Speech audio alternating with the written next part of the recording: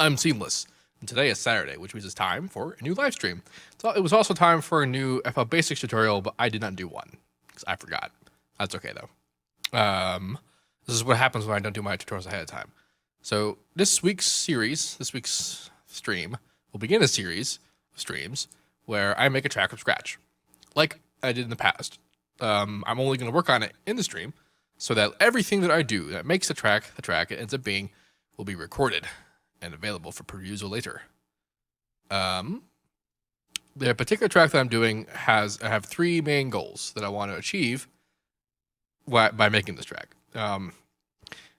The first goal is that I want to make a track that I can perform on a launch pad. Like I want to make a thing that's actually designed from the get-go as something that I can reasonably do with my fingers. Someone sent me a text.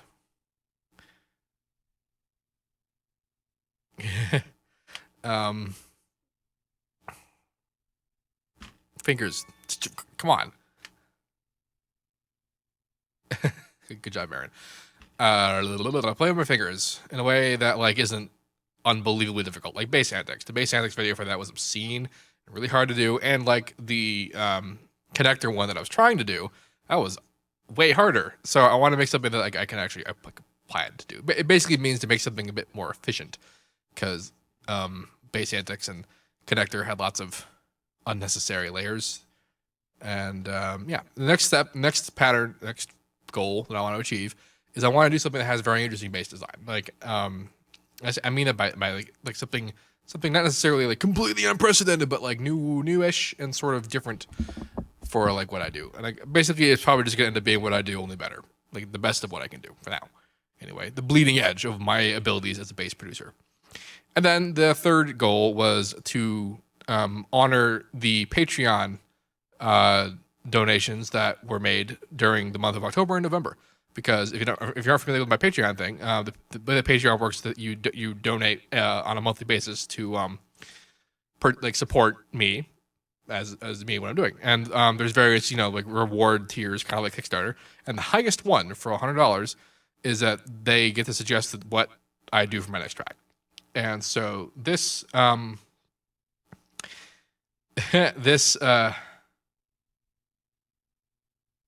at the camera. It's something tech ended. I guess Sean is talking in the chat. It's funny. We have a bunch of different channel names, but the username of all of our Ustream stuff, which is the Seamless Network, is the only one that can talk in the chat. Anywho, the suggestion that the person I'm doing now, Jimmy Grizz, is he had a bunch of parameters set up, but basically what this came down to was I'm going to make a 110-ish track. And I don't know if I'm going to go full Moomba or if I'm going to try to do like glitch hop kind of thing, or neuro hop, as some people have suggested. But that's more or less what I have planned to do. So let's do this. Let's begin. Let us begin. So today I'm going to begin by making a bass sound, because that's how I start tracks. I'm going into master and I'm going to turn off the basic limiter. I could set the default template that opens up to not do this, but I still kind of like this limiter being here the way it is, because I just turn down the attack in the head and then bring the gain to 0. And so this is basically like the most hard brick wall limiter, so that nothing goes up to 0 dB. Yeah. So that's why I like having that there. Basically just a safety thing, even though it doesn't really matter, because if it clips, like, it's not really doing any real damage to anything, despite what you might think it does. It doesn't really. I mean, it does damage to the information, obviously, the audio, but this is premix. It doesn't matter. I'm going to open Harmor, because what do I do that doesn't involve Harmor? I'm going to try and... 1 second, I got to see how loud this is. Come on. There we go. Test. All right, so it's about on par. Why is everything crushed up?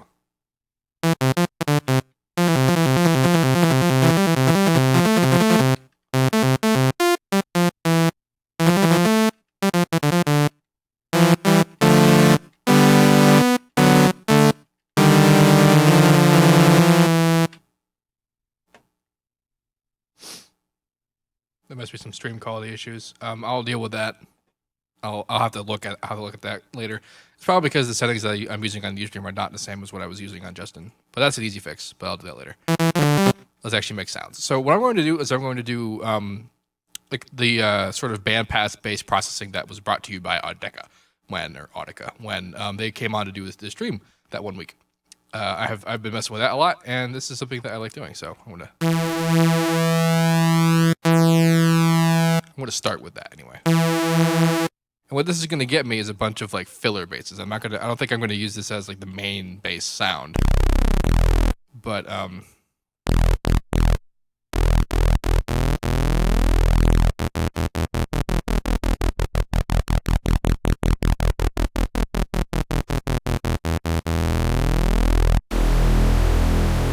that's just weird. All right, let's go to distort, because why not? Let's do Ribbon's pretty good. Ribbon's pretty all right.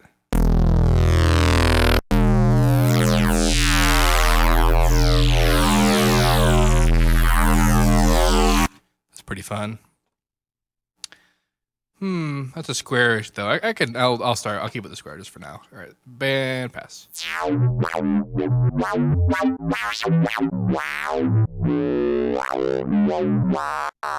have a little bit of protection.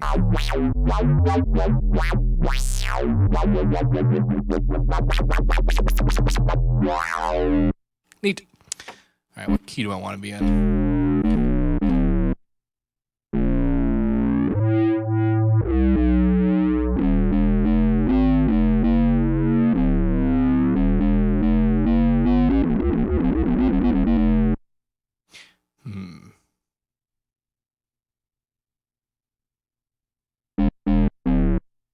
I can't tell because it's not.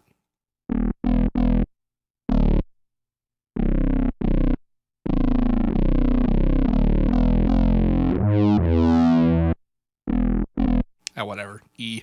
Everything's an E. Makes it easier for the DJs. Let's make some interesting MIDI.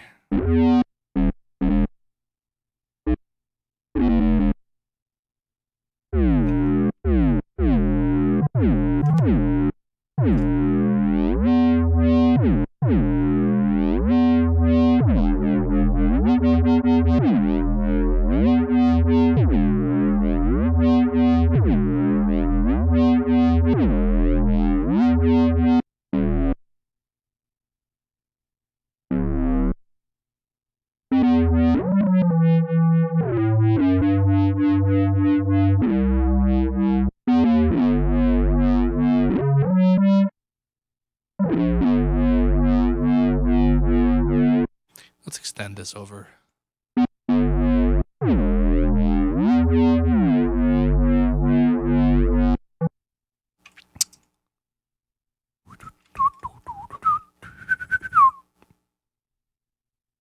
Let's do some.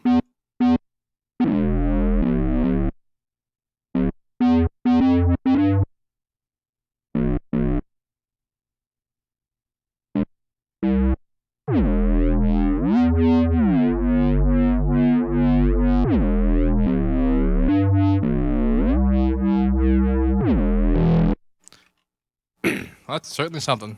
All right, let's automate. Don't want a keyboard tracking? I do a little bit of keyboard tracking. Actually, I want to do a little bit of keyboard tracking. One of the key points of the Audica process was that they said to keep to move the band press, the band press pass around with the main pitch. So like whatever you end up doing on one pitch, move if you want to have the same automation, basically move it up along the pitch. With keyboard tracking and Harmor with the filter, it basically does that automatically for you. So that's kind of neat to have that there.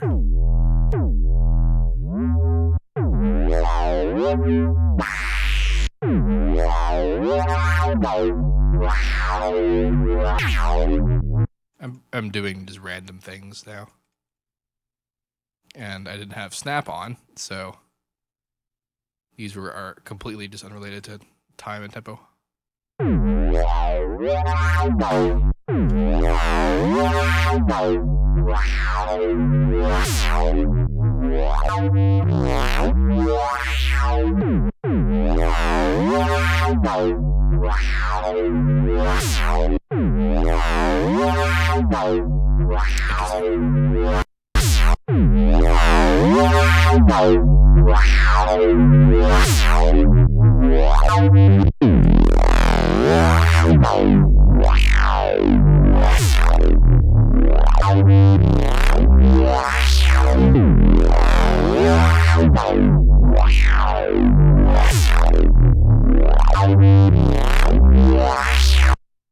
Let's do some stereo.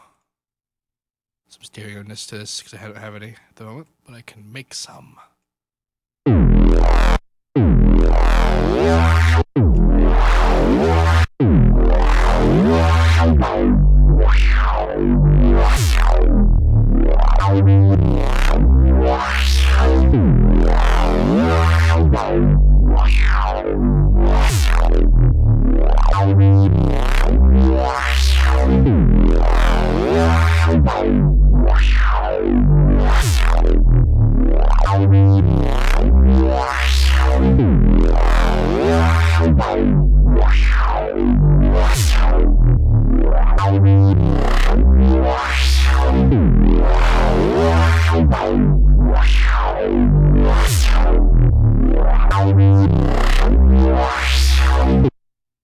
That's certainly interesting.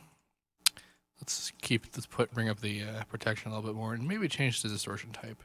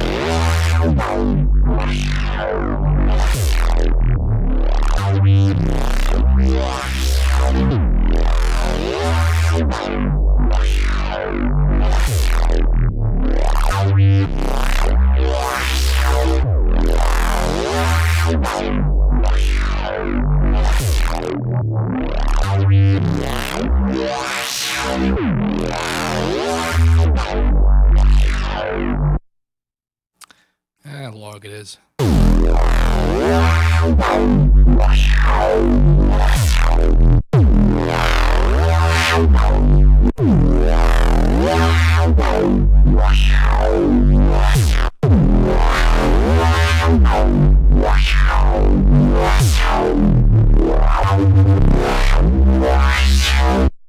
Hertz it is. I dig the Hertz mode. All right.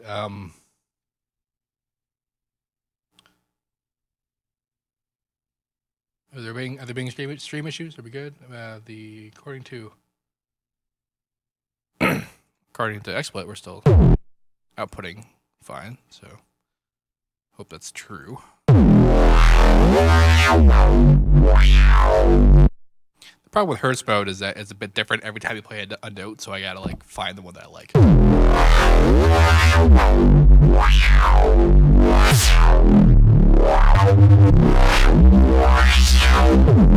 Man, that's awesome. Okay. Now, this is a stereo sample. I'm going to resample it. So what I'm going to do, I'm going to drag it into part A, like I would normally do. And I'm going to go to part B.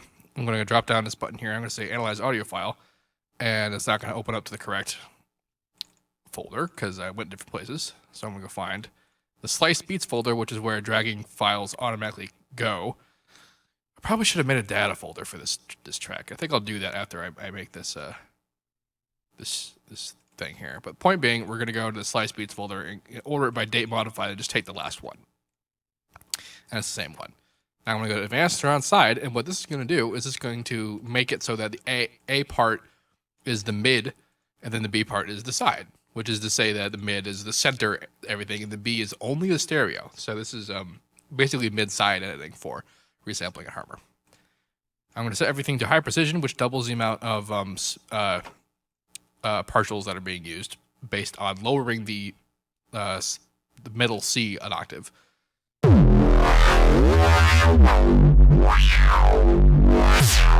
Yeah, so now I'm going to make a data folder for this file and, also save it, which is probably a good plan. Data folder, let's put you on this. This is where I keep projects. New folder. Stream 110. Let's call it that. Yes. I'm going to call this also Stream 110. So now what I've done is that whenever I drag any audio, except for from this guy because it's already set to go to the Slice Beats folder. But when I drag it from anything else or record anything or save anything, it'll save all the audio files in that folder. Which is super duper helpful. I do have a time machine. All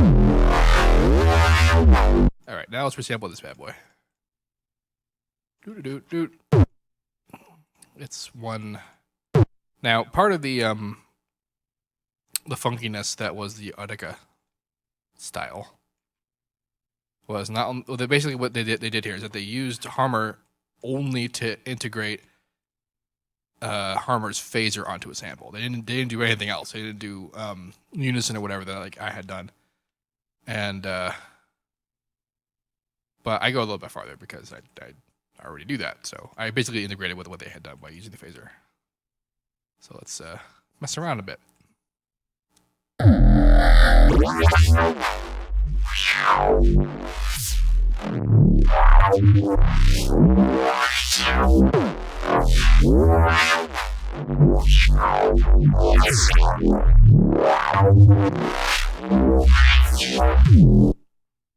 That last bit's gonna be really cool. Now, here's a funny thing: the harmonic protection. What that does is it saves certain frequencies from being affected by stuff like the filter and a phaser. Someone actually pointed out to me that the harmonic protection is actually set in a drop-down menu, so you can change it to be not just the bass frequencies. But I use it for this purpose, the same bass frequencies. But this actually still works for a resampled thing. It basically pumps up the lower end of the spectrum. Now, important thing to note here that I'm doing A and B, and I totally forgot to do part linking, which means that nothing that I was doing here was also happening in part B. But now it is.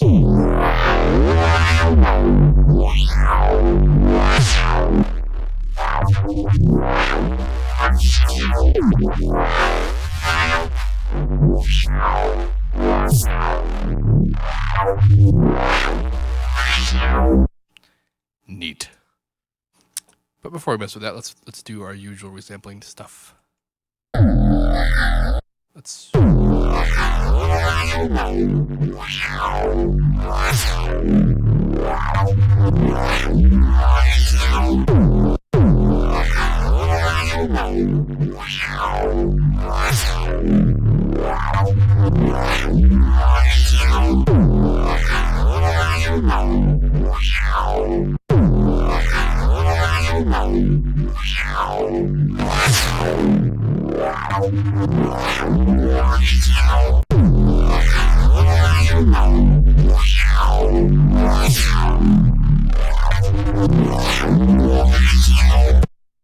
That's a lot of fun.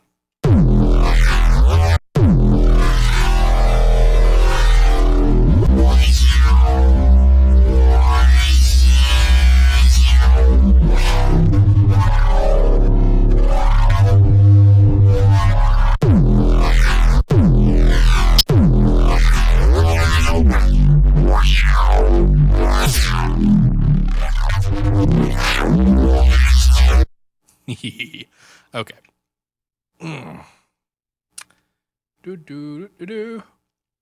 Someone had asked, how do I do voice and audio and all this at the same time, but recording? And the answer to that is a whole bunch of complicated shit that one day I will do a tutorial about because it is important information, but not right now. Before I go any further, I want to try something.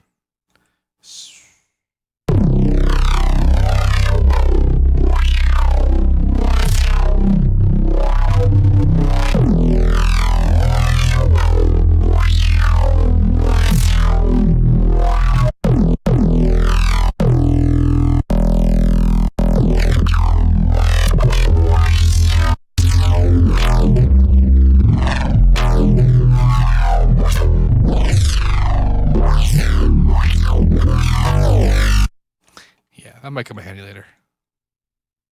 But not right now.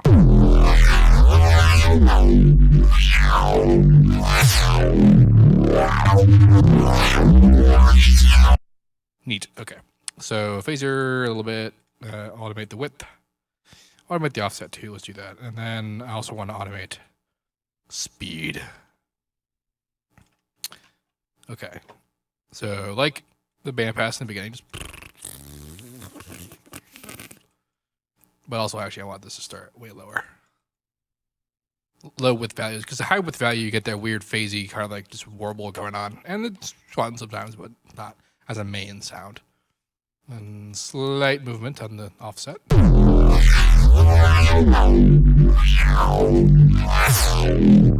Of course, I'm automating these things, and just because there's part linking, it actually doesn't mean that they're being automated in the other part, because the automation is targeting these knobs individually.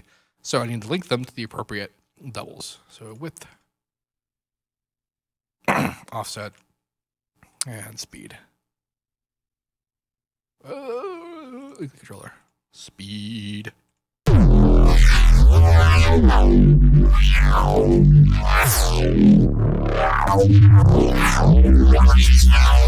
See, that's what I mean by that phasey sort of thing that happens.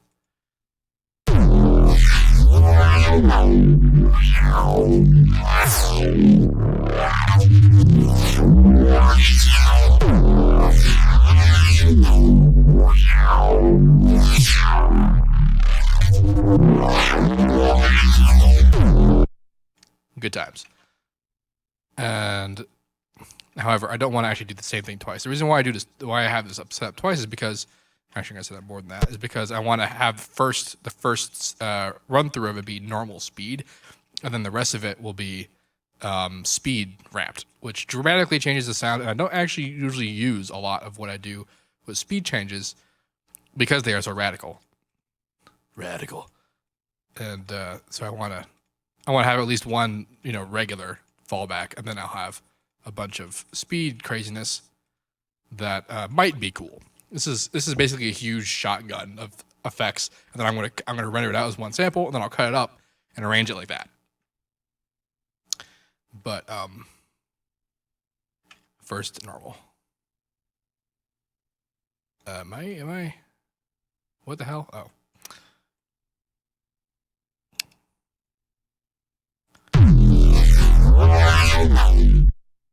Actually, what I should do is I should restart this, because this whole time when I'm holding up one note, it restarts the sample, but it doesn't restart things like the running effects, like the unison setup.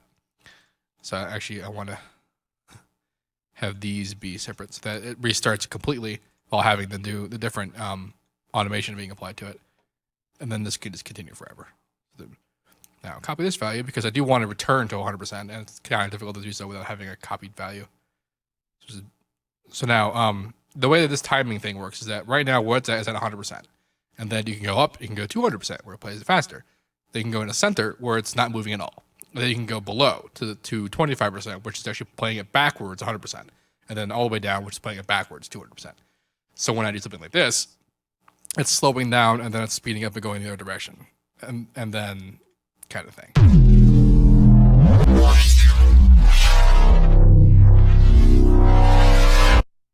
And then if I paste the 75% value, this means that when it gets to be here, it'll return to 100%.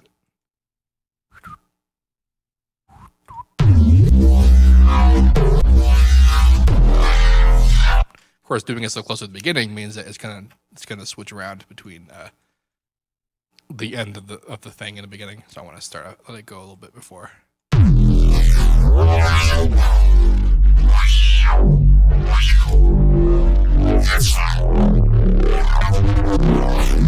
That's pretty cool.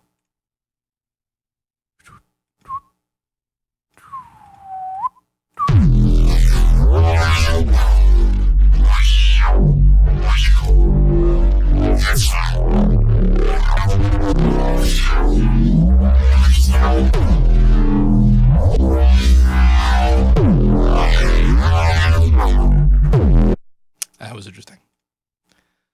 And here I'll actually encourage some crazier phaser effects. Because, I mean, this does kind of create a weird sort of washed out sound. And as such, that it's unlikely that I'll use precisely the sound that it creates. So I can allow it to be a little bit crazier. From the beginning.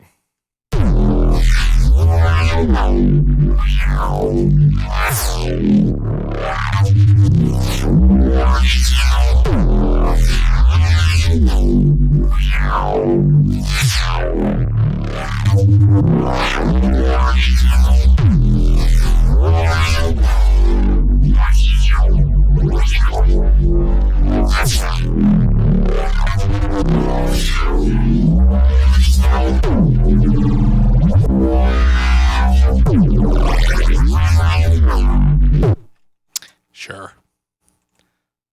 All right, let's put this in a channel. Let's do a new one so that when I drag it, it'll be its own file. I'm actually going to name it something. Resampled. Because even though what'll happen is that it'll drag it to the right folder, but it'll name it drag sample because it's still a drag sample. And this means that when I save this as like a zip loop file, if I were to open the zip loop file, FL will search in the main directory for the appropriate files first before it goes to the zip loop file for some reason. And this means that because I already have, 1,300 drag samples, it's going to pull from that list of drag samples first, which will load the incorrect samples for parts of a song. And that's not something I want to have happen.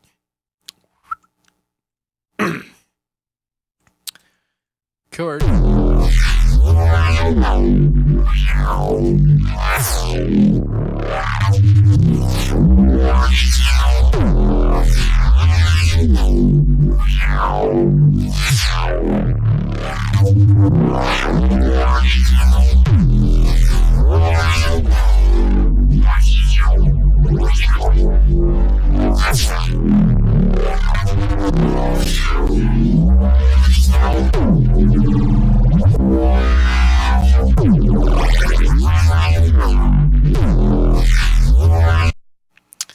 right.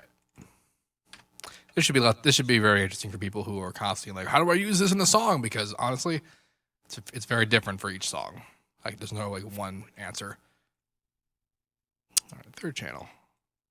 I'm going to resample this one more time. I might not even resample this. I'm just going to try, and it's unlikely, but it's possible that it may end up being something that I want. Analyze audio file. Resample 2. All right. Side. High precision. Perfect. Denoise. High precision. Denoise. Perfect.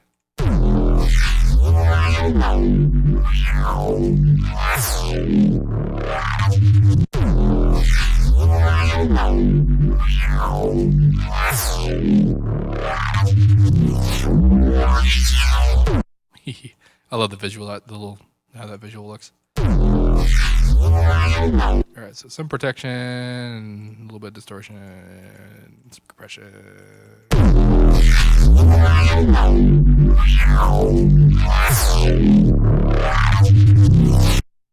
Now a little bit of unison, but I'm going to do a little bit different. I'm going to do the whole, change it up, and copy this over to part B.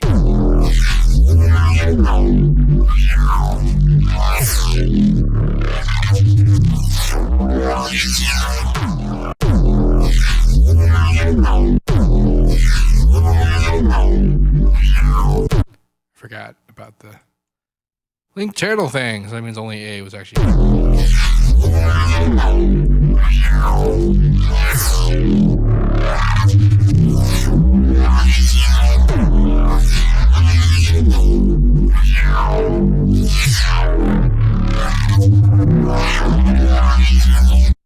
I'm not gonna do any crazy time shenanigans with this one.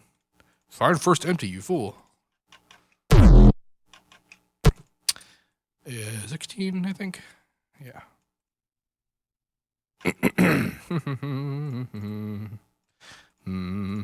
I will do some phaser cool funness. I'm going to change the shape up a little bit.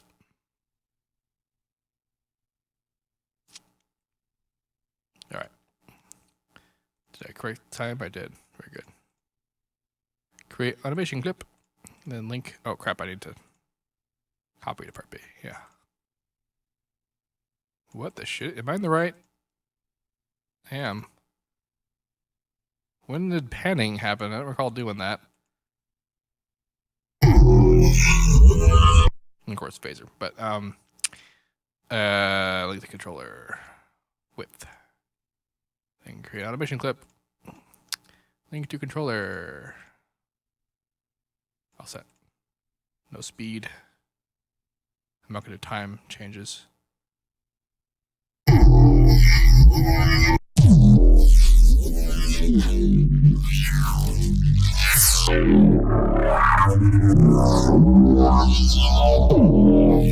This is already quite weird.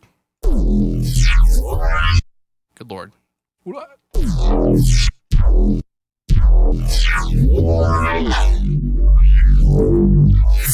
Whoa, that was some... Right there, right? Like a couple seconds in where my cursor is. Listen to that.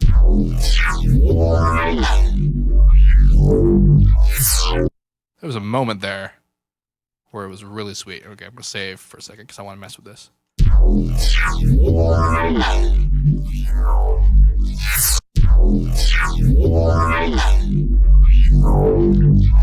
Ooh.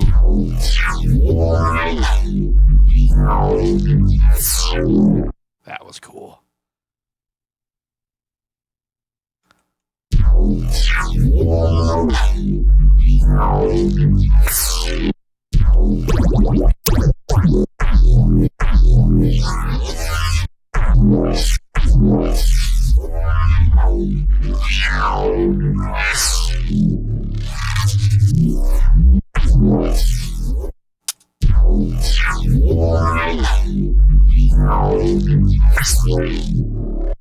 Okay, what I'm trying to do here is attenuate how hard that first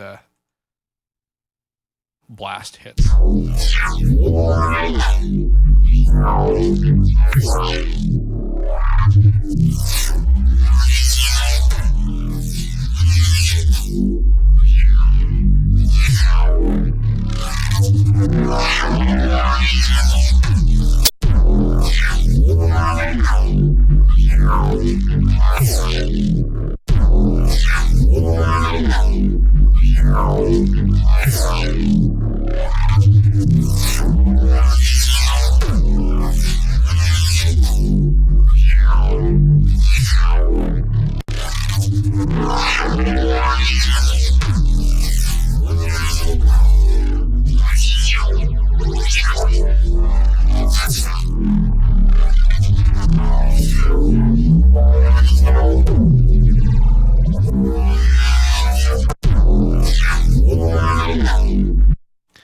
See, when it's playing and you're putting down points, when you're holding down the point, it actually doesn't change the parameter, which means that what you're hearing while you're messing with it isn't actually what's happening.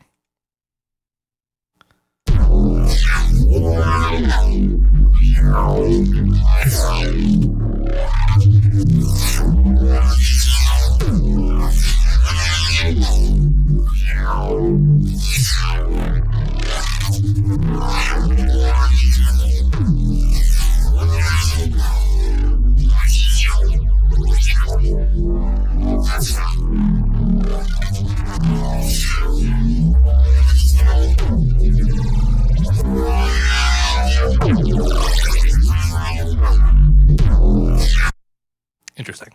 All right, this when I'm going to record it, and it's going to require lots of correction in post in terms of like EQ and stuff.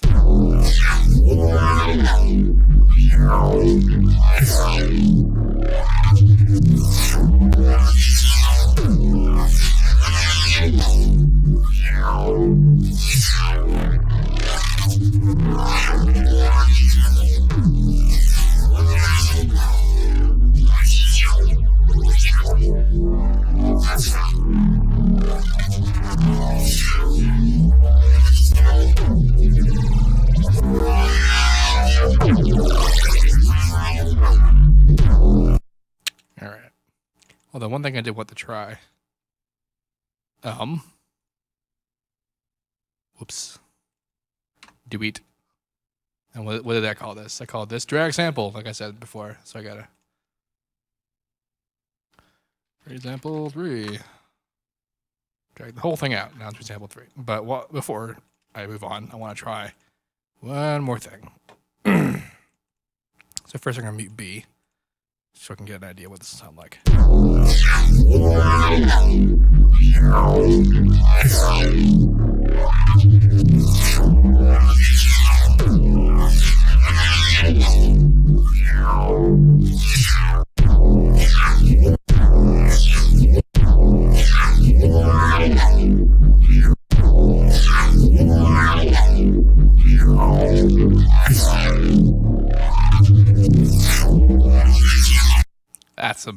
That's pretty gross. All right, copy to part B.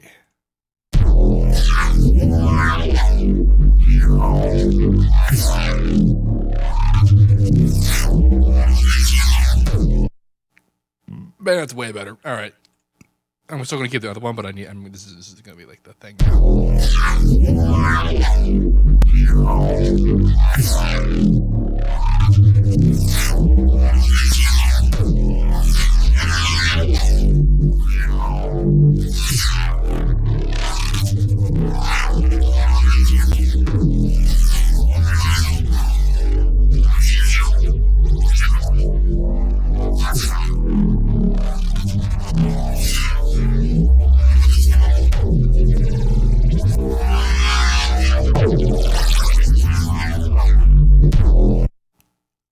Don't worry about the chat sucking it up in the stream.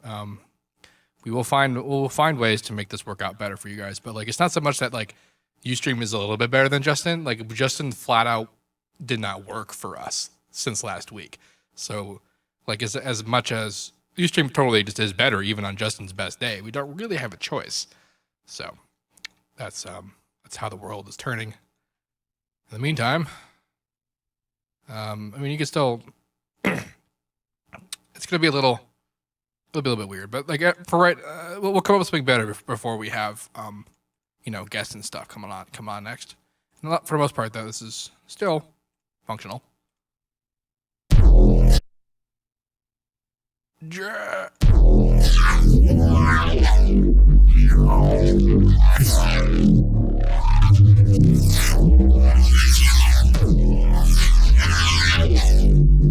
So for the most part, the bass is pretty okay here.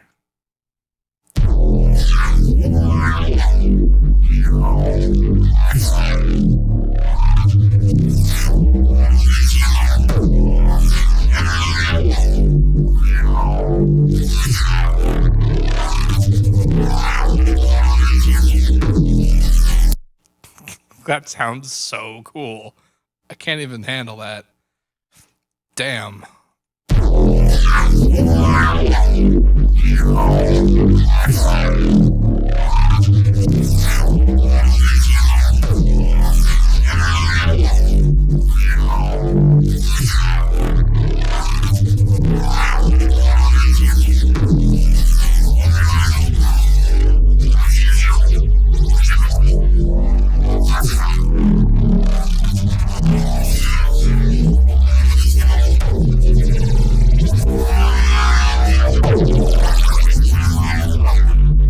All right. So I'm leaving this alone for a minute. This is basically to create one bass worth of stuff. So like this is I wouldn't say that this is the main bass. This is probably going to be like a a sort of fill technical bass that shows up. Let's see, what are you in? 4, 3, 4. To like throw in on stuff. The progression I did was just weird and random, but this will work. And as you see here, this is actually how Audeca had done their project when they sent me the how to bass I'd done that week, where they had the original, that first pre-sample step, the next pre-sample step, and then the audio. So this is more or less the same thing. So this is so that like when I want to go make a new one, I can, because I have all the original bits. So that's up with that. And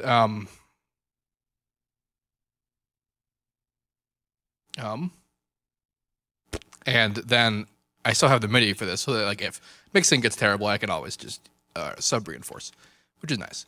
So let's do another kind of bass. And the last time that I'd done a 110 track that I really liked, that was neuro-ish, because I did that 110 metal track, which is kind of nice. But the last one that I'd done that was kind of in this direction, I had made a particular kind of bass that was a Harmor bass with that was vocoded by an FM bass, and so I'm gonna do that again because it had particularly cool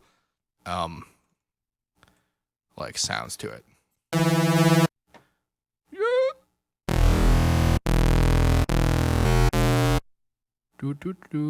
I'm gonna go kind of about the same way that I did it back then, and this was in a day where I was sort of learning how Harmor works still, and so one of the things that I was doing is that the sort of FM type squelchiness that I wanted to get, I got by doing this with the Prism.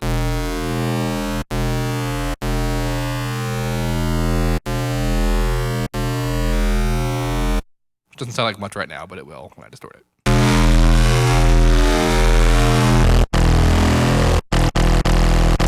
So you can kind of hear it.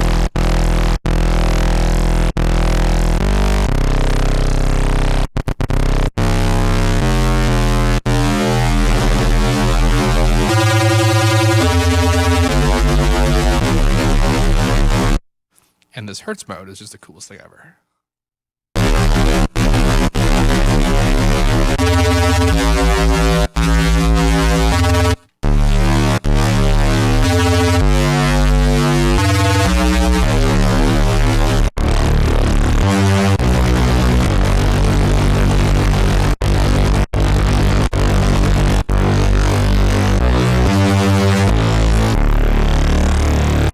Might keep it on saw.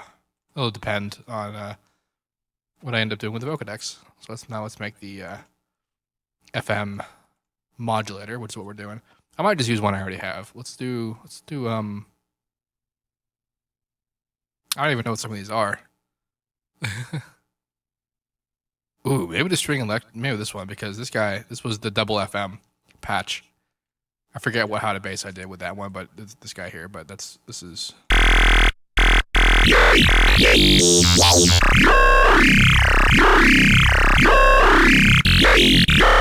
So that could be fun. All right, let's do that. It's something I wasn't even considering. So 6 is modulator, 5 is carrier. Vocodex. 5 is carrier, 6 is modulator. Not draft. I'm gonna save the track. All right, so let's step through a little bit of the bass. So we are in E.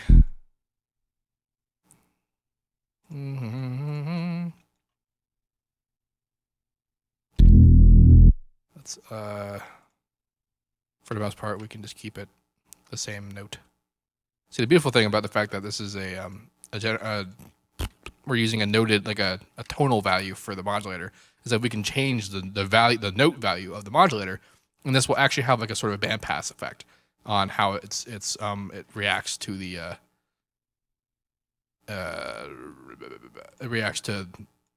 Vocodex. All right, X value. I don't think I have any Y values in that.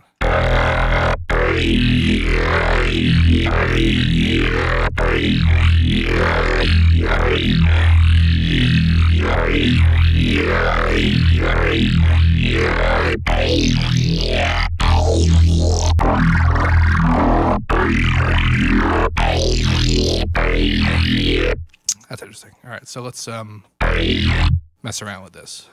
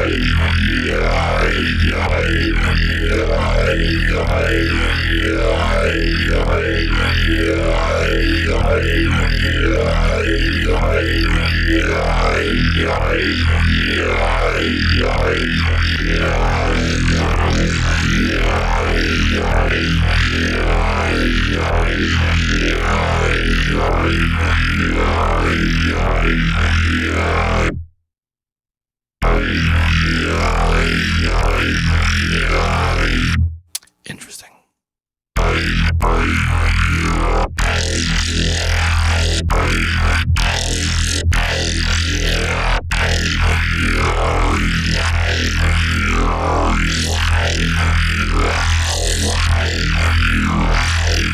If you're curious, this was the citrus that I'm changing right now.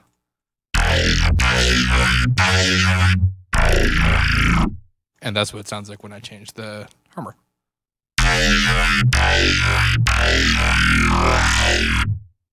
Yes. Okay, I'm kind of going where I want to go. Kind of.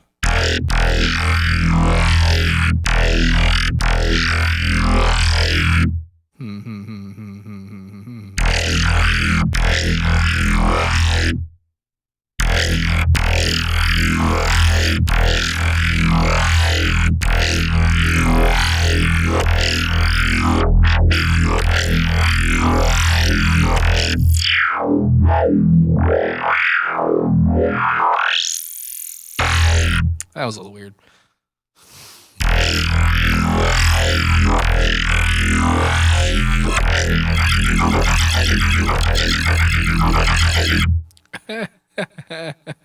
That's peculiar. If you followed the last How to Bass, this should be familiar.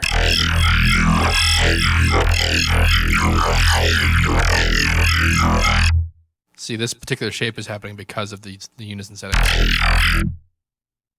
If you can think about it, this is the shape it's more or less representing, and if I were to change that,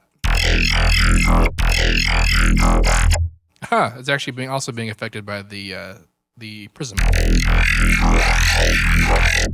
That's fan-fucking-tastic. All right.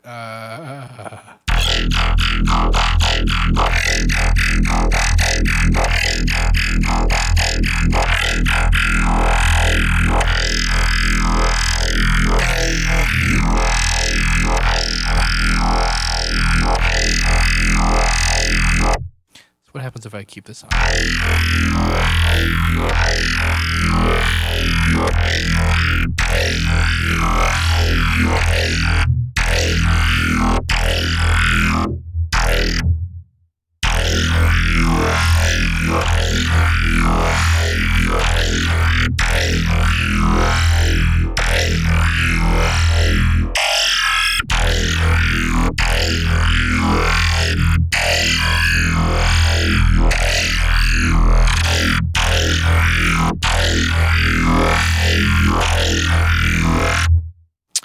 That's very peculiar.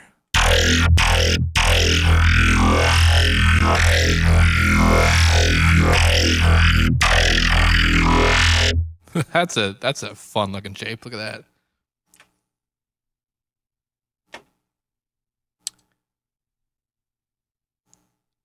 Is there some other chat? I haven't been paying attention, so I don't even. I don't even know what's happening. I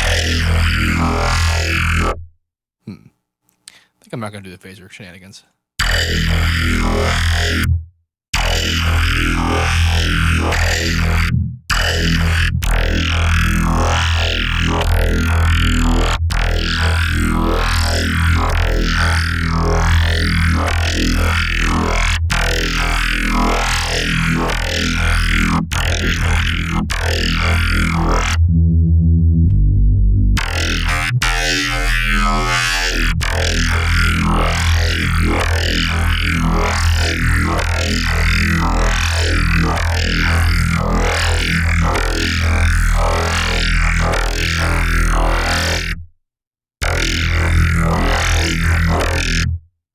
Do do do do do do do.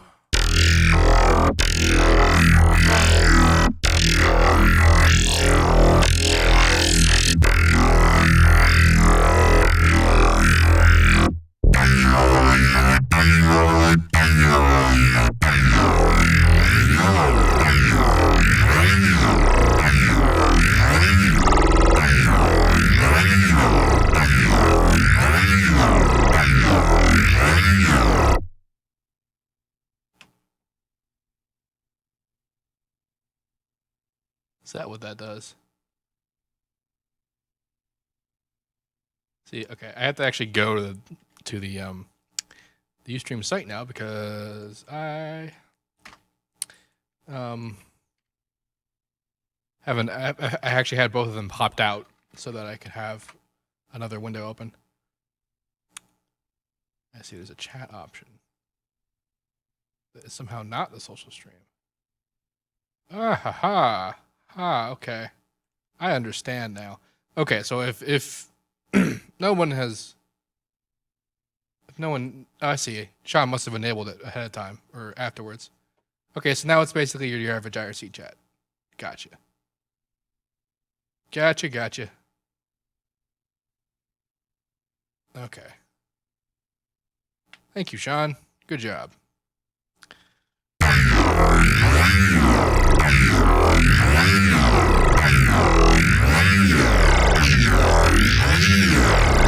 All right, just for comparison's sake, I'm going to try a normal FM patch.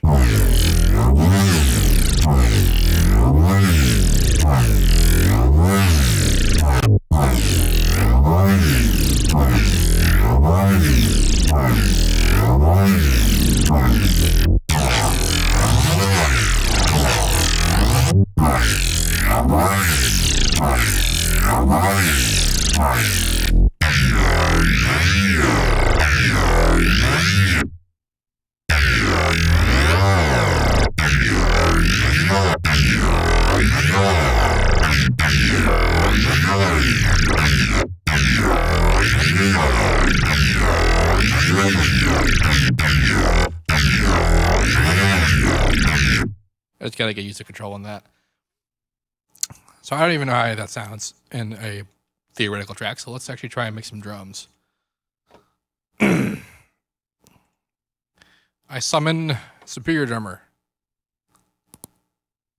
Awesome. I'm gonna put you in channel 10. I'm gonna switch you over to Metal Foundry because it's my favorite pack. Mixer, right click, multi-channel, processing, auto map outputs. And now this will actually output in individual mixer inserts. Like a real drum kit, which is, the draw to using this. None. All right.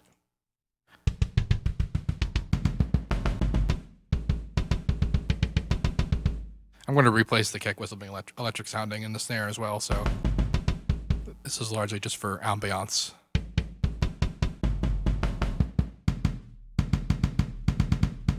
Sure. Same thing with this guy. Although this will sound, let's see.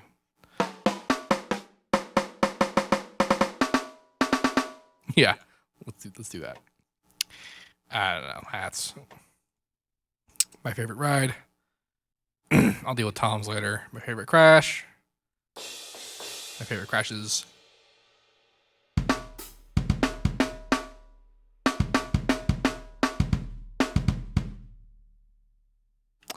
Good.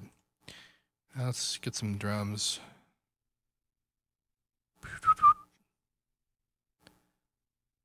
Do I not Where's I could have sworn I put. Okay. Oh, these are okay. These are actually kicks and snares that I made.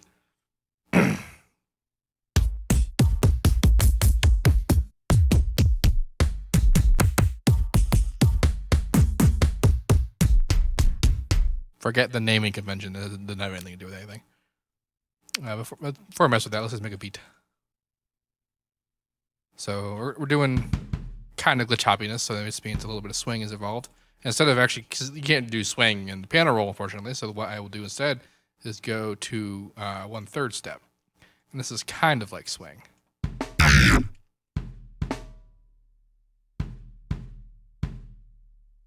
To have this not be obnoxiously sized.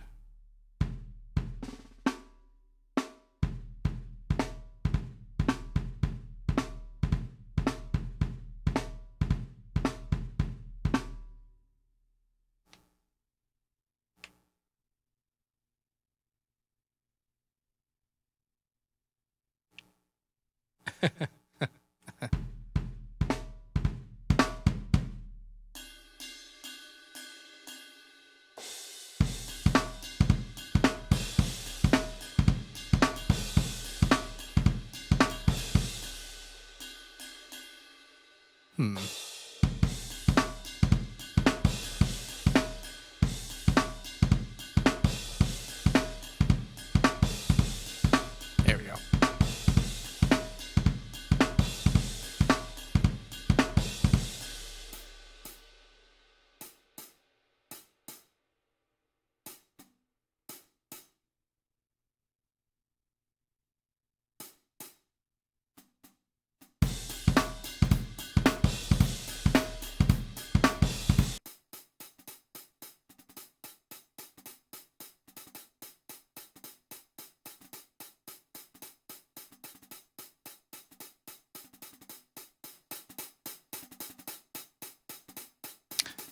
Largely placeholder for now.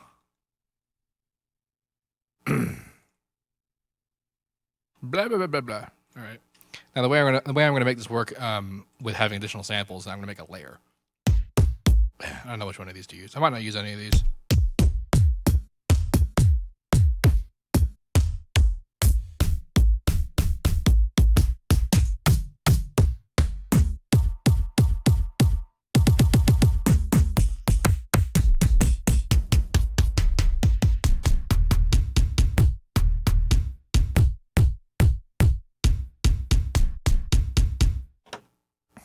I'm not going to use any of those.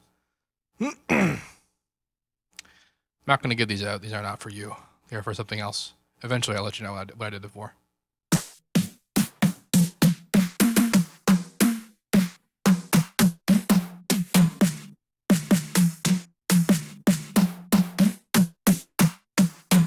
I'm going to take this one, but I'm not going to use it for its main hit.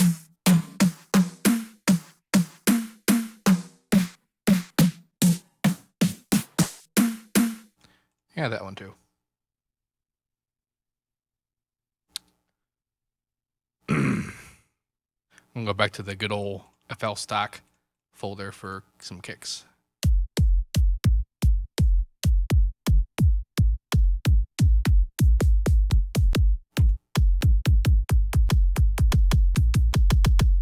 Yeah, okay. All right, now, anyway, with layer, you go over here, you say layer set children. What? No, because I set children. So now the layer triggers all of them. But Superior Drummer is organized in terms of note values by what's called general MIDI. So C3 is a kick, D3 is a snare, that kind of thing. So what I'm going to do is I'm going to go into kick, and I'm going to go to the miscellaneous tab, which has all the notes. I'm going to go to C3 and right-click it, which sets C5 to be C3. So now this C3 plays the correctly pitched thing. Now you can also set zones. So if I left click, and drag, it sets a zone. So if I do that, whatever. So if I just single click right over C3, the zone is C3 and the root note is C3, which means that the kick will only be triggered when C3 is hit. So in the layer, when I hit C3, it's also playing the snares, which is why it's causing that problem, but it'll play the kick out of the Superior Drummer and out of the sample, which is nice. So then the snares, I'm going to do the same thing, root note at D3, and then click D3 so that they're all triggered properly. They're also looping because for some reason the loop points are set. But yeah, that's up with that.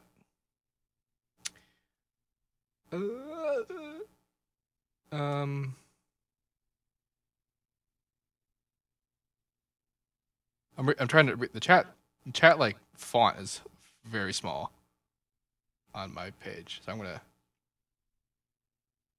I'm trying to read it.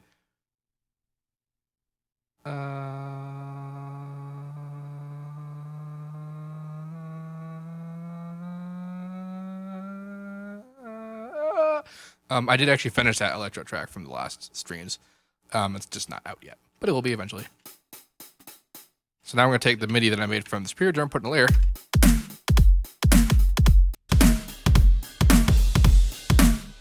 I just got to mix it right. So let's do that. Is this the kick or is that the snare? These are snares. I'm going to put these like after it.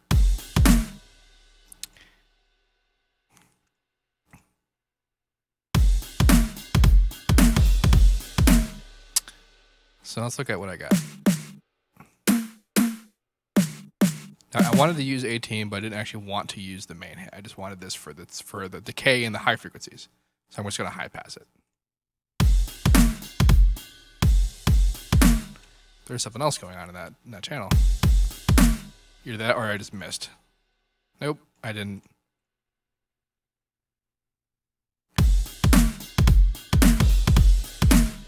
I'm so confused. I did okay. I'm a smart person.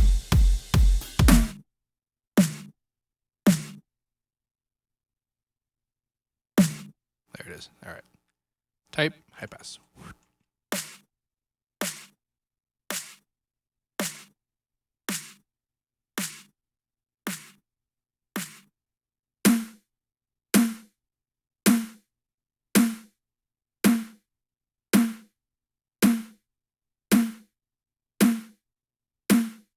Now the actual snare might even be the correctly pitched. I suppose we'll find out. Sounds kind of clappy, but I mean, I'm not actually listening at full volume, so I can't really tell some of these things. I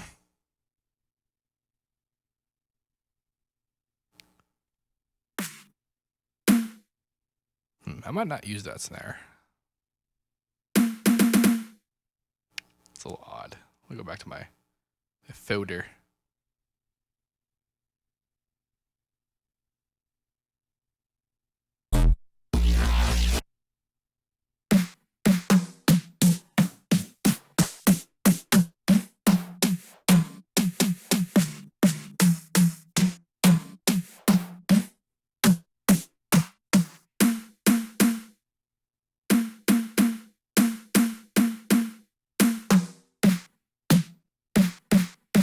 Try something. Do you want to make sound? No, because you're zoned. Yoink.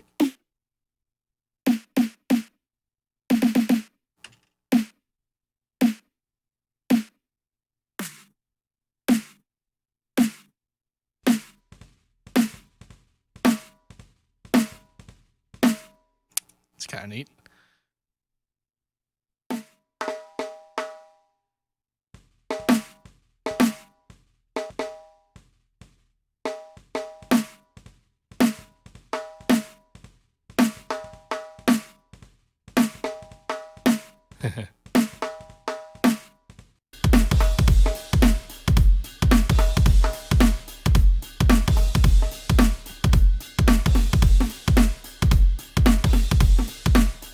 Ghost notes, yo.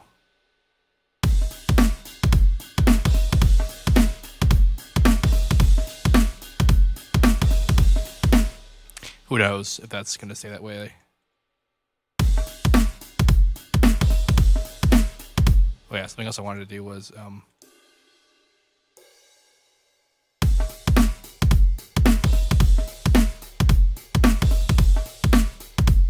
turn up that rad Bitches. All right, now to route everything into a compressor. Dude, this is all super duper rough. And this is me misplacing. All right, so 23 is where we're going. Just everything. Everything. Am I missing? Did I miss? No, I didn't. All right. 23, 23, 23. All right, just for a second, I'm gonna go listen at full volume so that I can sort of do a mix here, which means I'm gonna turn my mic off. So my voice will return.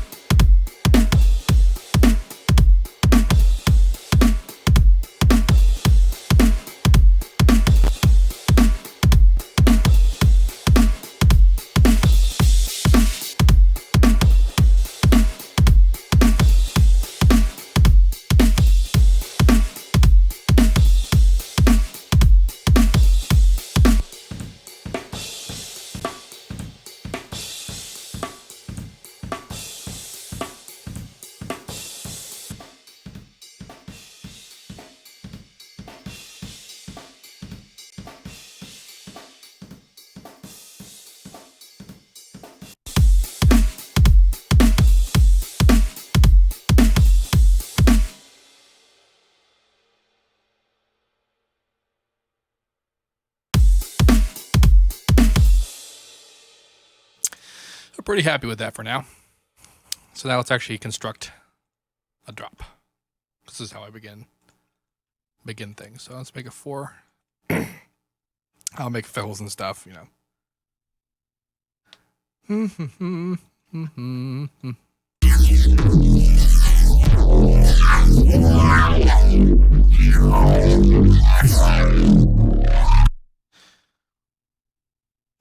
So outside of the 2 bases I made, I want to actually make something that's a little bit more main base like.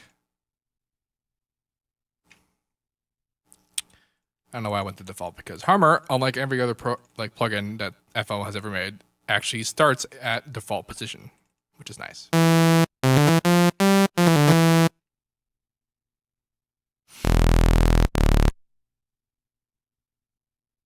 What am I thinking of? There's a sound that I had done before.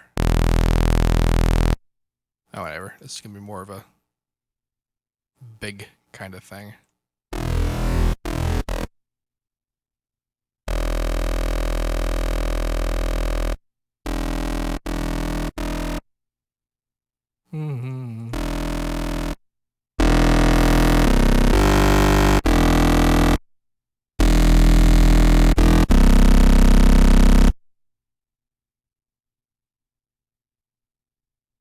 A fun way to make a Reese that's not because I want to keep this sort of steady sound. And I want to basically I don't want to Reese all the frequencies, but the way to make it so that you can Reese specific frequencies, like for example, so what I'll do is I'll take out the bass out of the local EQ. I'm going to B, and then I'll make it so that the local EQ is only the bass, so that you see it's a sine wave. And then I'm going to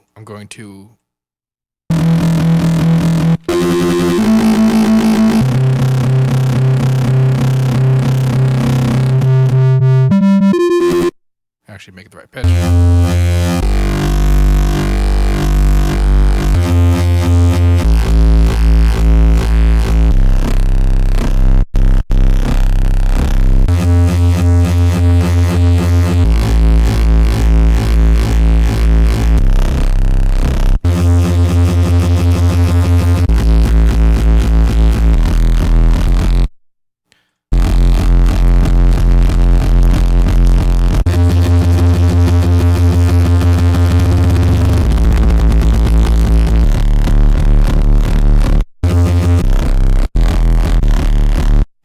Which is kind of neat.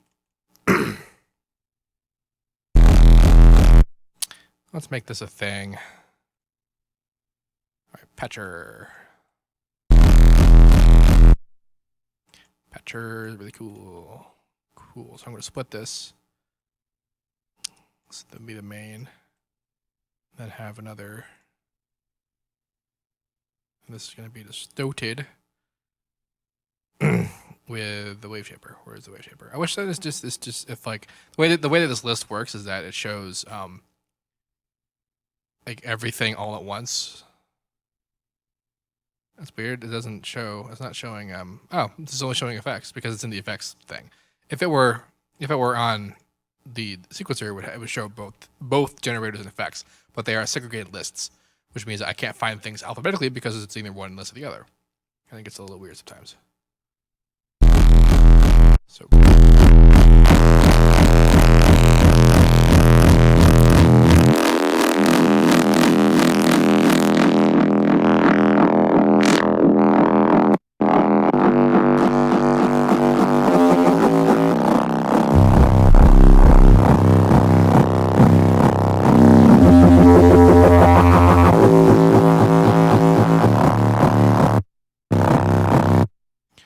Just for fun, let's put in a flanger.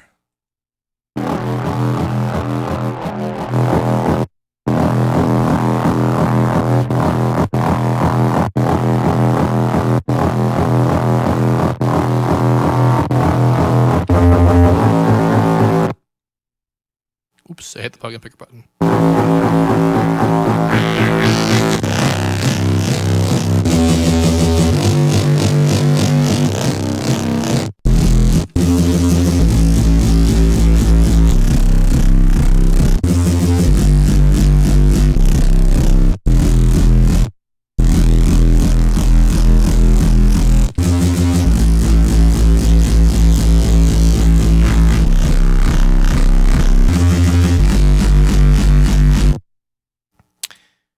Now I'm going to do the multi-band wave shaper trick with Maximus, which is to take all the time-based elements and make them at 0 for everything. And this will turn the in-out graph that you can manipulate directly effectively into a wave shaper, which means that we have a multi-band wave shaper. Which is kind of like what I was doing with the EQing it up there. This is just happening just in Maximus.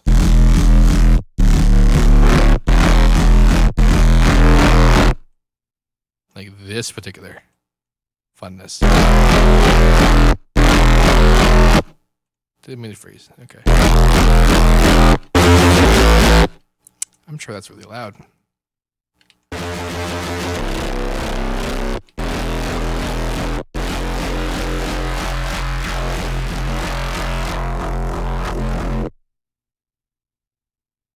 What? That's weird. That's really weird.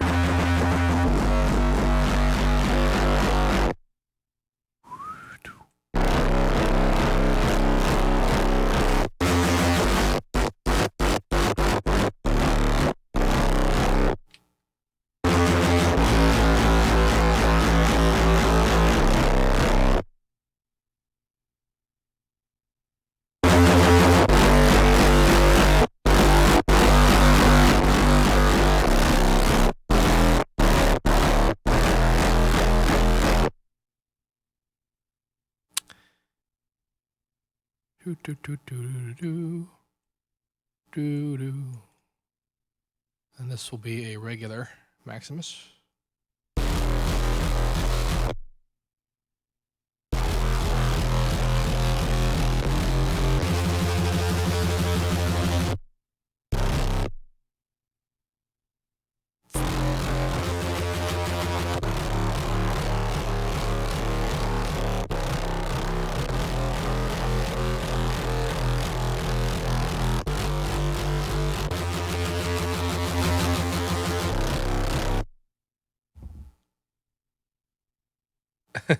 Is there a DAW battle going on?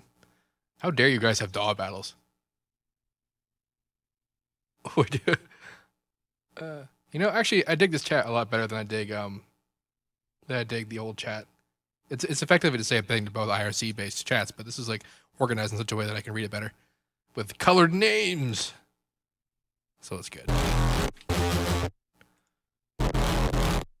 Not 100% sure where I'm going with this.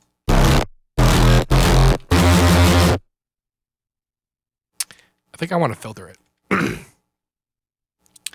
So let's do that. But I'm going to actually put the left filter before the compressor. That'd probably be smart. So now in Super Theory, you should be able to do with the left filter the kind of stuff that I did with the Harmony resampling involving the phaser and all that. And in fact, left filter was designed originally for this sort of stuff.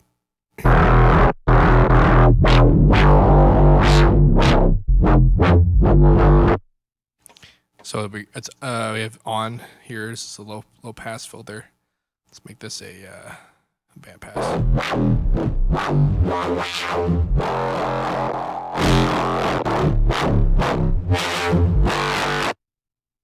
Cool. I'm gonna make another one that's a low pass filter that's always just low, so that it's just basically ensuring that there's some sub going on. I should probably have done that with the first one, so I'm going to do that. So low pass, low. And you are a band pass.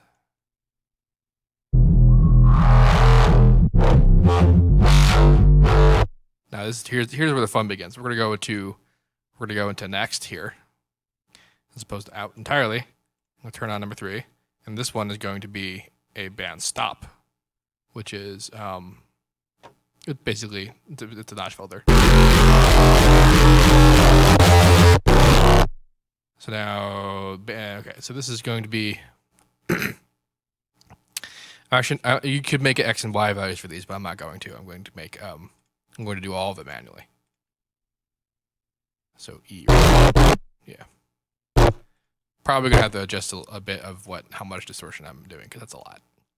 And I don't really have a decent idea of how much it is, because I'm not doing a full volume. So I'll probably listen to it and be like, ugh, and then just stop doing everything. But this is how you learn. This is how you do stuff. All right, so activate, automate, activate, automate, activate, automate, activate, automate. And I'm also going to put this into another next, not out, turn this on. And this is going to be another band stop. Do we have band stop too? No, we don't, just a band stop. I'm going to turn this one into a different one though. Yeah. Activate, automate, activate, automate. Now I have a crap ton of automation clips for what's essentially just filter automation. So let's do it. Blip, blop, blip, blip, blip, blop, blip, blip, blop, blip. The resonance is basically it's bandwidth. So just don't want to do huge changes. And now band stop everywhere. Same change. Let's just make the snapping a little bit different so I can do crazier values. Now that was the band stops bandwidth, right? Yes, band pass. Band stop. Okay, so this is also a band stop. I want this to be different. I want it to be different. Stop it. Could probably make it wider. Holy shit! I did not realize I was that far zoomed in. Good God. Okay. To start with, I'm gonna make some different. I'm also gonna turn it down a little bit because Jesus. Let's also alter. That's a chord. It made a chord.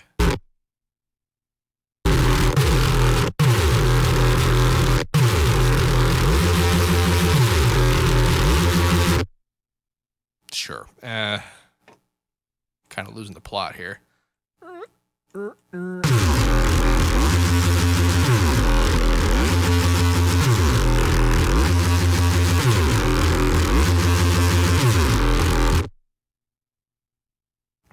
This guy. Let's do some dry.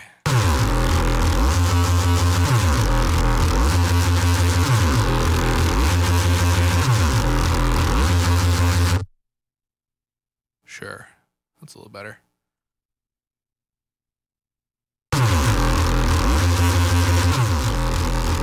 Good God.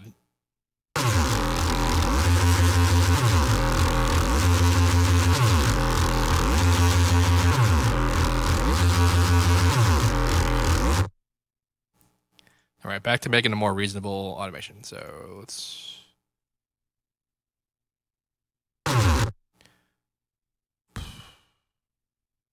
mute all of these.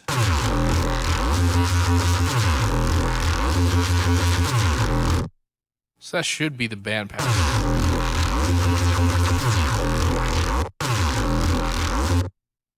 Oh, I have the in on all of these. I didn't want to do that. All right, so no in, no in.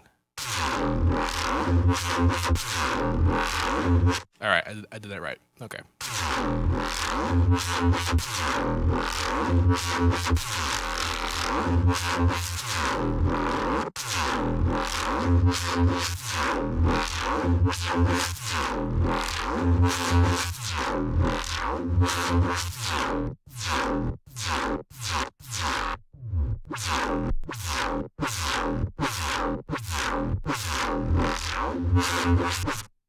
If you're wondering how I'm doing the muting, unmuting, it's right alt click.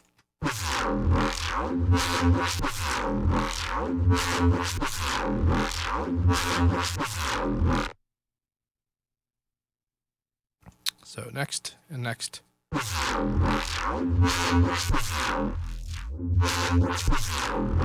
right, so this is working.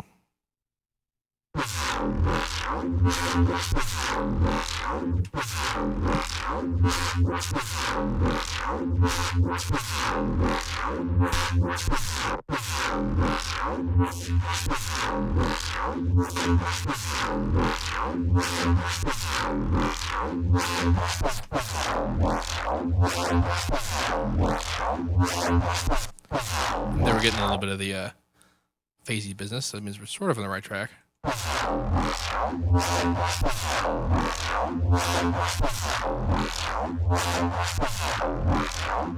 Parts of that are kind of working. Working a little better. All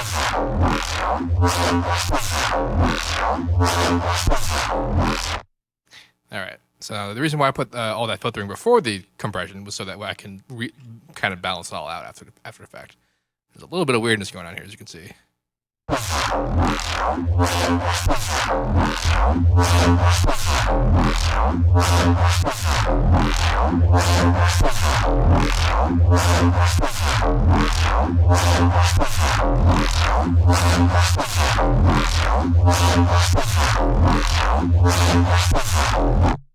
What's causing that? Most of these are kind of, oh, eh.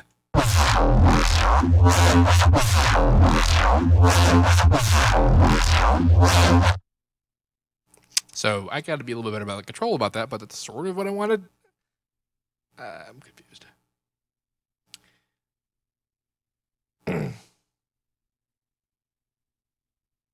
What? All right.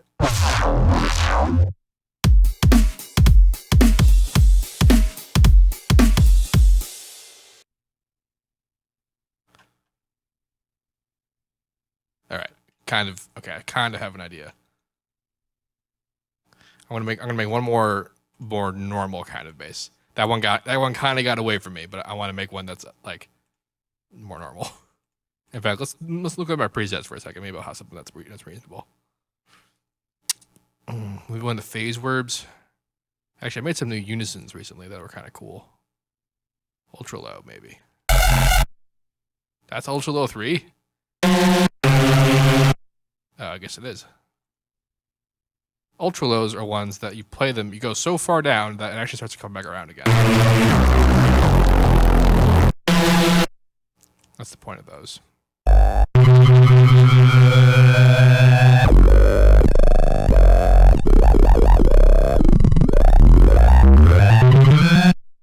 Is that the phaser doing that?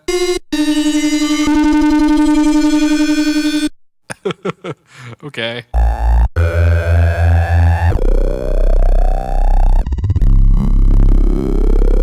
Let's up the speed a little bit. Like say 4.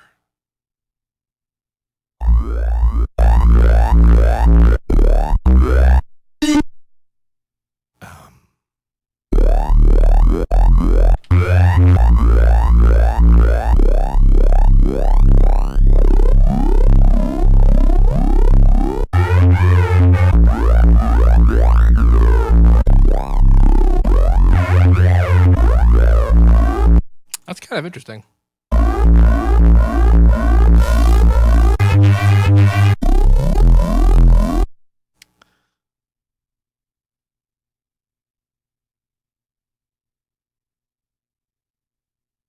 Okay. Let's sequence some things.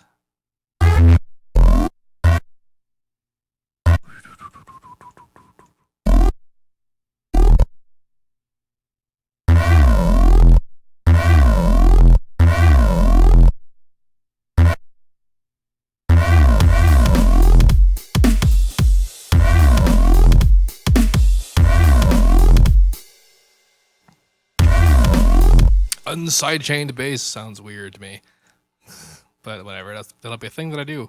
I bet you I could get to that point before the show's over today. For a second, I was really afraid that I wasn't recording the stream, but I am recording the stream, so yes.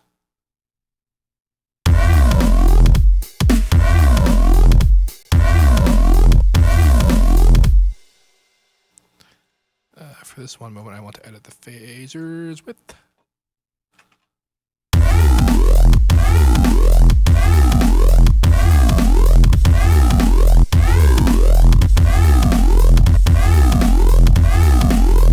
I guess I also want to screw with the offset, because I want to keep the motion that it creates automatically, but I want to make minor changes to what happens.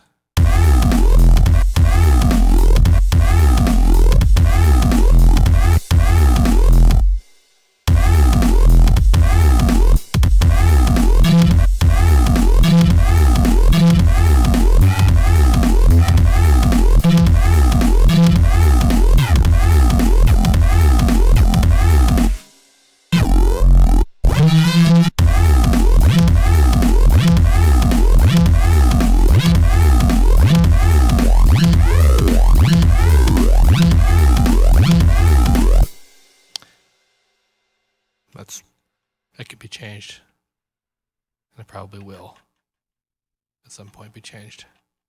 I'm going to put this here so I keep the development before the application. Still at 1/2 step.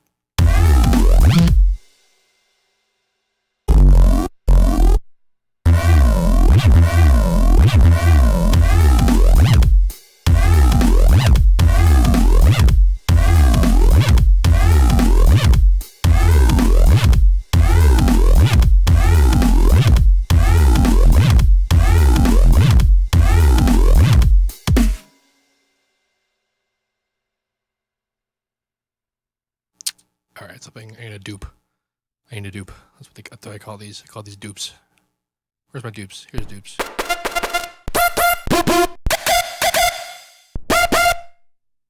Let's try this one. I'll probably change it, but I just need something happening. Why did that sound like it was in key when I was playing it at 4?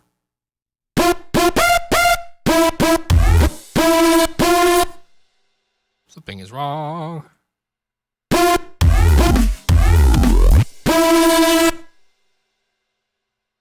Is it the unison? Nope. That's going to center.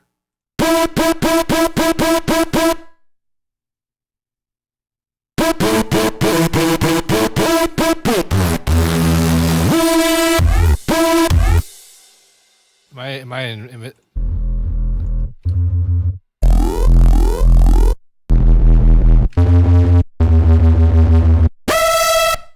I guess that is right. I'm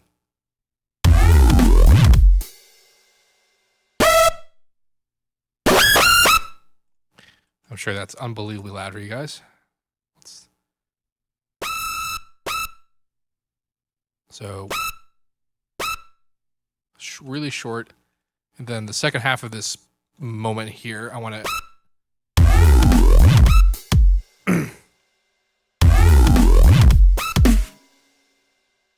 I got my rhythm screwed up.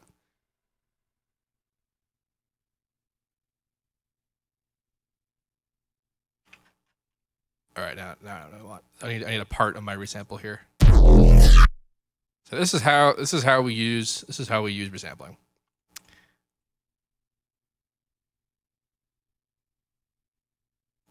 I'm gonna cut it up. I'm gonna use the slip tool to find a moment that fits what's happening.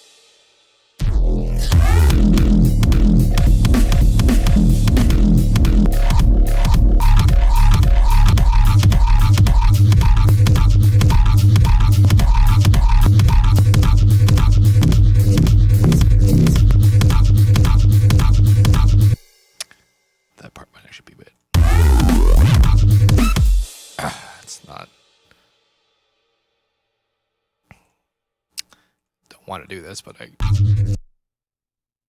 what the hell key was that?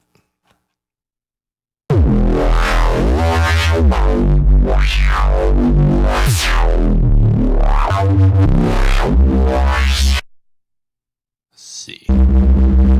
So plus 1, 2, 3, 4, or minus 5. Well, 7 actually. Let's do plus 4. 4. Of course, that's to make it way faster. I miscalculated.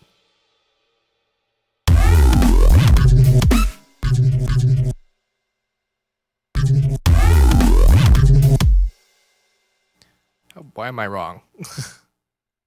So C. 1 up 1 would be C sharp, D, D sharp, E.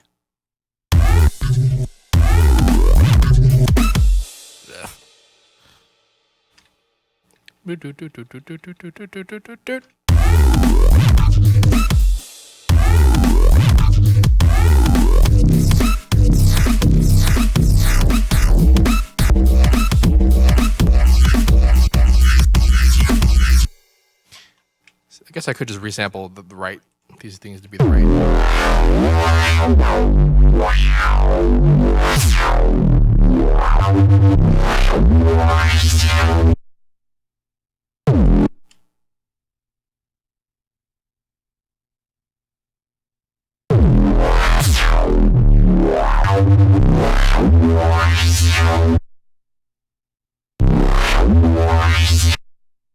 Interesting.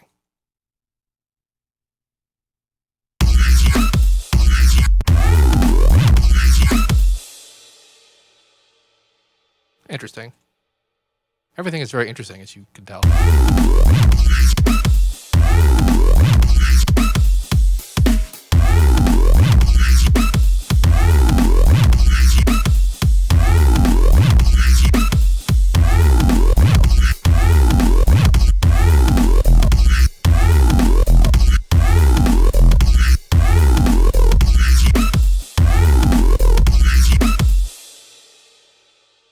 Now I need this dude.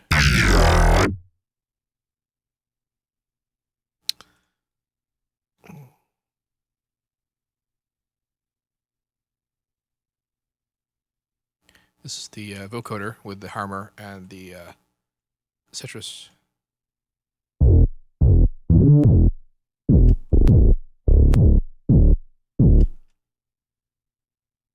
I hope this makes sense when I put it together.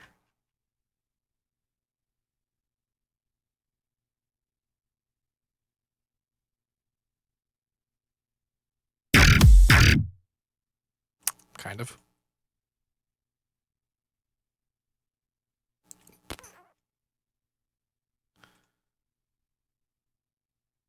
I didn't exactly mean to do what I just did just then, but the effect is much the same.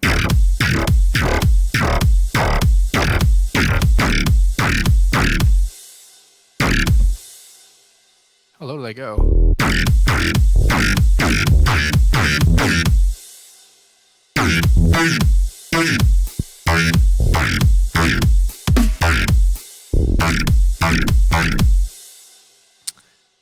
That's very vocody sounding.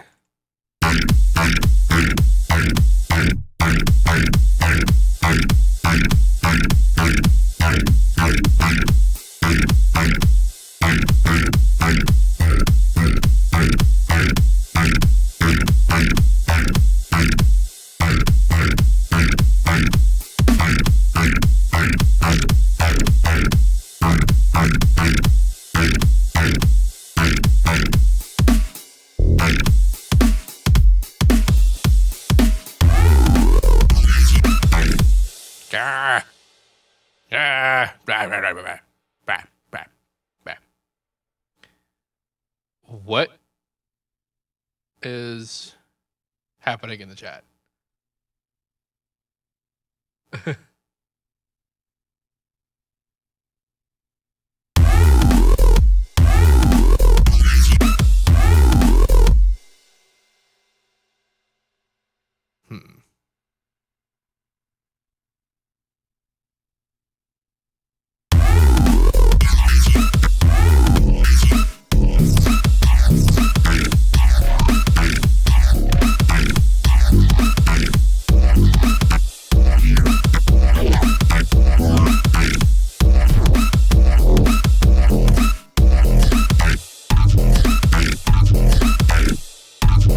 That worked out surprisingly well.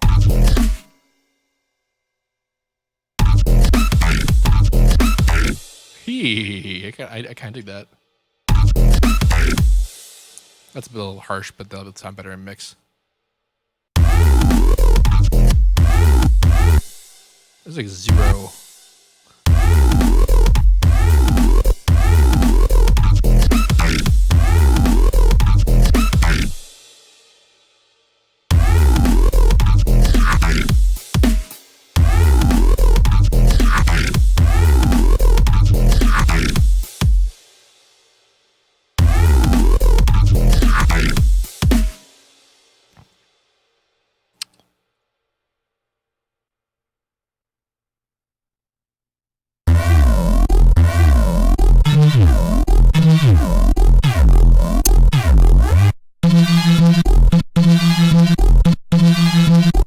Kind of like sprinkly sound that happens is sort of interesting.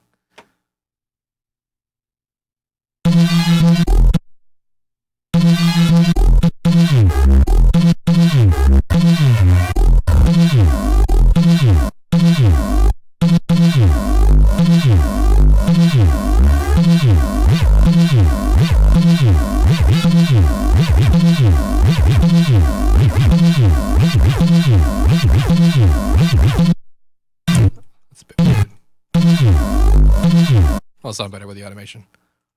And I think I will keep the. Did I already make these unique? Damn. I will. I think I will keep this pause in here.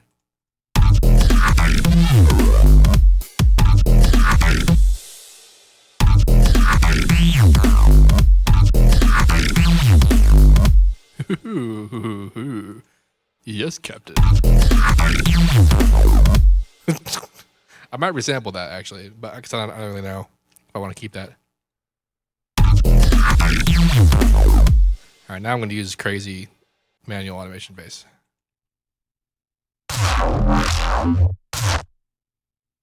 With unnecessary distortion.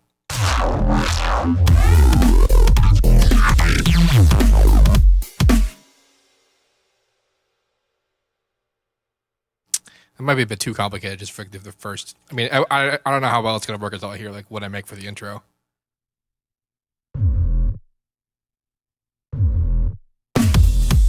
It's the right thing. I mean, I know I basically didn't have any of the. Oh, come on. Here. Make unique. This is why, by the way, when you look at one of my projects and I have 700,000 automation clips, this is the cause. Try not to delete the whole thing. I just want to delete the points. There we go.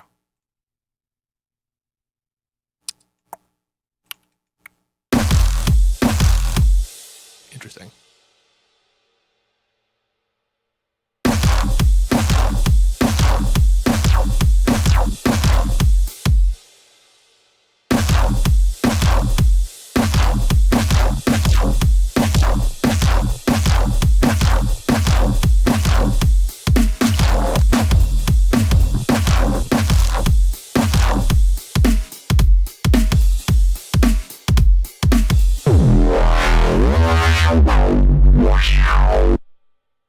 No use can snap. I think I need to increase the amount of low passing that's available in the this guy. I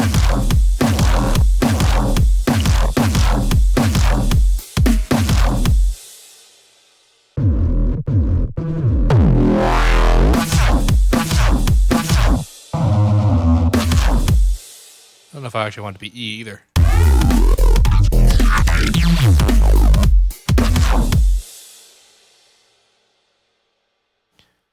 Let's try some more resampling. Let's try the not format altered resample. Just to add some characteristic change. Ignoring my commands.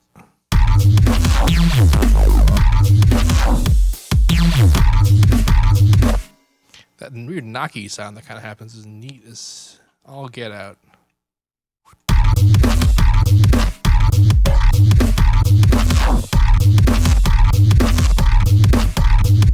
It's got its own little rhythm.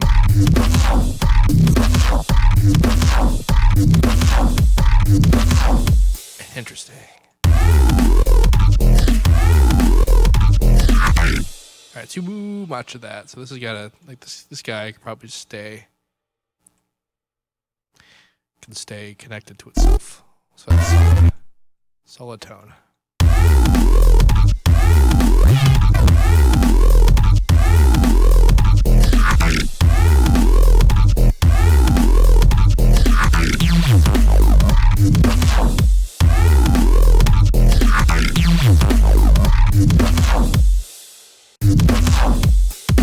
Interesting. I think I might stagger it. I'm gonna put this here and then do this and extend this guy half of a beat. Half a beat. Yeah, that's what I wanted. All right, cool. Which half is it going to delete? The right half. Literally the right half. I'm not going to name this track Moose.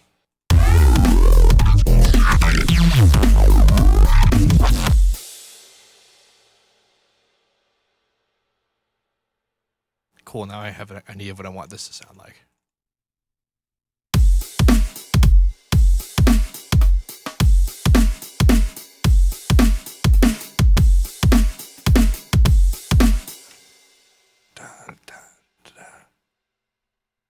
I guess that's actually kind of what I wanted.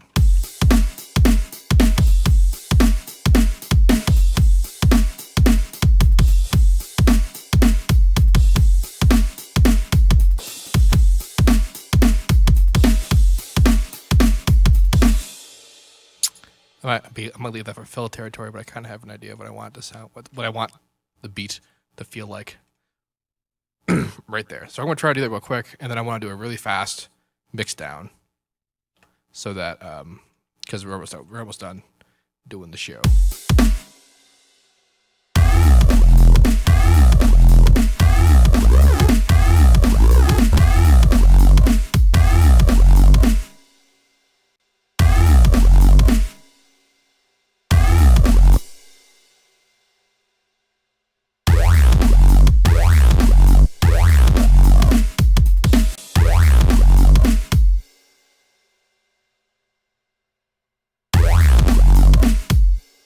This guy come back.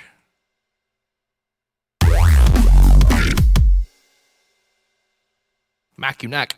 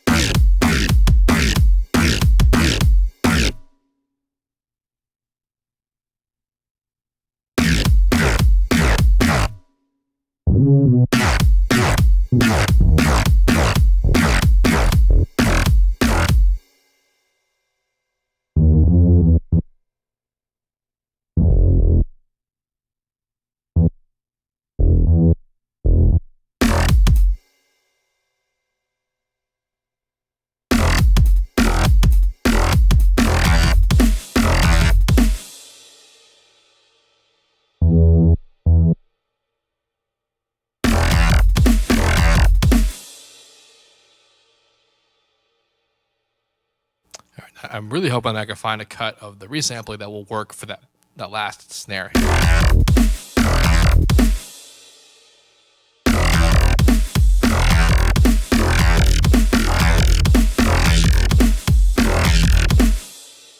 Guess I need to make the snap line up right. So then to whap, and then this. Yeah, so something.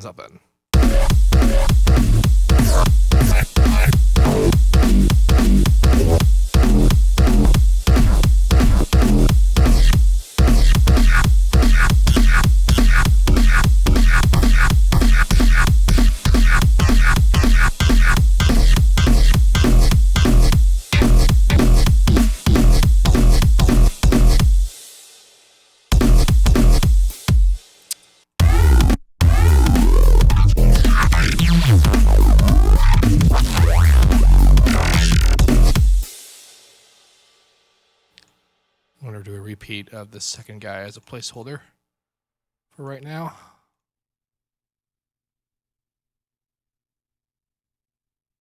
Like literally the same thing, because I just want to make a mix. All right. So real quick, I'm going to go to full volume mode, where my mic will cut out, but I'll be listening at full volume, which won't change anything for you guys. But it would make me able to do a more reasonable mix. So BRB.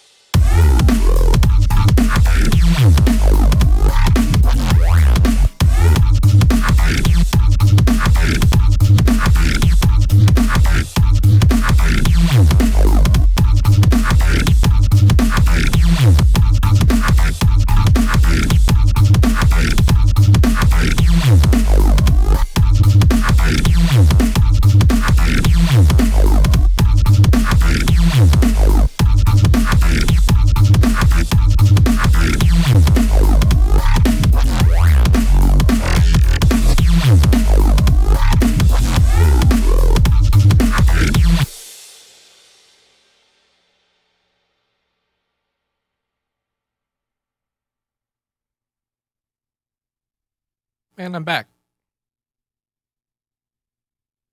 Back.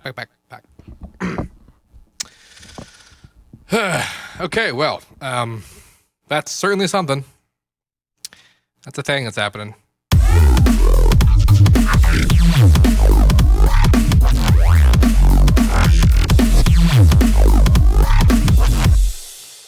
I've got some sounds, and they're together, and they're loud. So we're mostly on the right track. This is pretty accurate, pretty par for my course.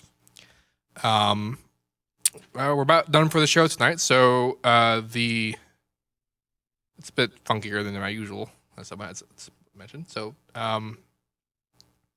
yeah, we're about done. So people watching on YouTube, this stream happens every week on Saturday, usually. The show officially begins at 6 p.m. EST, -5 GMT, and this series of making a track will continue until I'm done making the track. And I'm not going to work on this track outside of the stream. So all of them will all of what I do will take place within this here. So yeah, we're pretty much done with the stream. Let's call it a date. I'm going to stop recording it. If you have any questions about any of this, let me know. And as usual, have a nice day.